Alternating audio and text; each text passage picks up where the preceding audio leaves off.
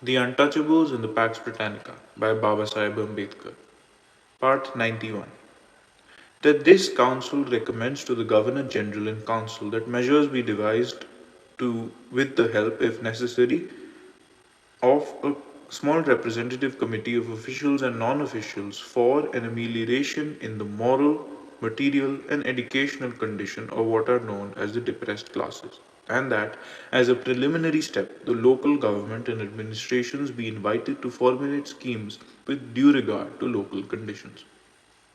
There was no sympathy to this resolution. The Hindu members of the legislature were angry with the mover for having brought up such a subject before the legislation. Pandit Madan Mohan Malviya said, "Sir, it seems rather ingracious to say so, but a sense of the dignity of the proceedings of this council compels me to utter a protest against the manner in which sometimes subjects are brought before it for consideration.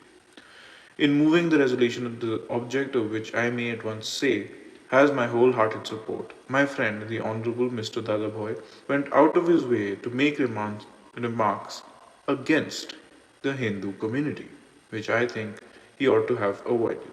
I am not here to defend everything Hindu that exists. I am not here to apologize for the many prejudices or superstitions which I am sadly conscious are to be found amongst the one portion or another of the community. But it is not the Hindu community alone which finds it difficult to get rid of prejudices. Without meaning the small disrespect, I would instance the case of the marriage with a deceased wife's sister bill.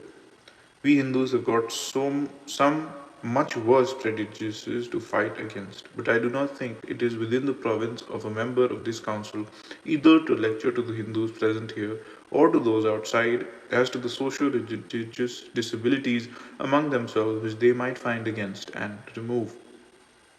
I think the province of members of this council is limited to dealing with matters of legislation or other administrative matters which may properly be taken up by government. As has been already pointed out, the government has, in pursuance of a wise and liberal policy, laid it down that they shall not interfere in matters of a religious or social religious character, and accusations of the character in question ought therefore to be avoided there. I do not wish to descend into a disputation as to the merits of the imputations or the justifications for the general observations that have been made, and yet, if I do not, I am left in the position that I have heard without protest remarks showing that the Hindu community from one end of the country to the other was guilty of all that my friend, the honorable mover of the resolution, has suggested. I am conscious that we Hindus have many prejudices to fight against and conquer, but I submit that this is not the place to tell us of them. The end.